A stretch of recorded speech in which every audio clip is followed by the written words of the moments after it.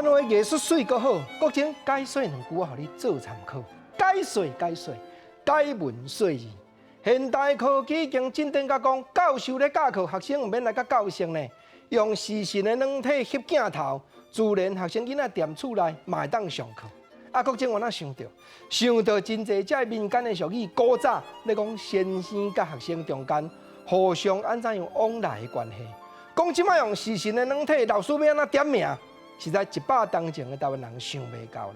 毋过，咱的先民、咱的先祖，因一句俗语话，单纯就是咧讲吼，迄先生有当着啊吼，若无管教一个啊，咱教室内底特殊，有当着啊学生吼，我咱会教滚。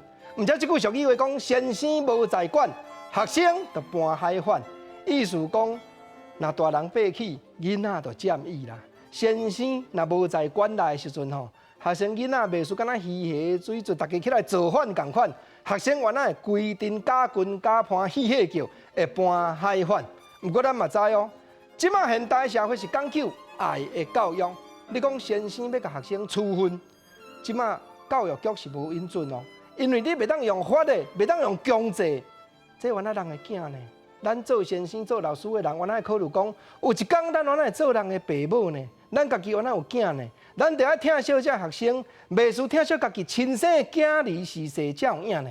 尤其较早，我咱有真侪俗语话，共款咧讲先生甲学生中间的比拼，一句足出名的话，相信讲这老辈，甚至有真侪少年家会晓讲啦，就是讲有状元学生，无状元先生。这句话对倒位来？简单土想，咱嘛知。若讲上京考到中状元的人，当然就是去朝廷做官咯。因为考到都无顺时，所以转来庄仔内来教课、来教汉学、来教学生，才会先生。做家长的虽然尊重，但是嘛知影讲这都无状元先生。另外，阁有一句俗语话嘛真趣味，内底2句咧讲3年出状元，3年都考1考状元，一考状元无毋对啊。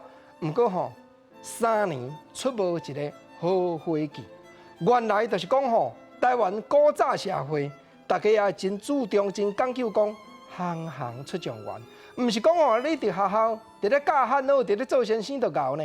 3年出一个状元，毋过3年吼出无一个好伙计。即句伙计当然2种解说，当然啦，较土的人讲客兄伙计，啊，毋过字典内底另外一种就是讲过度生理，这互相过度的人就叫做伙计。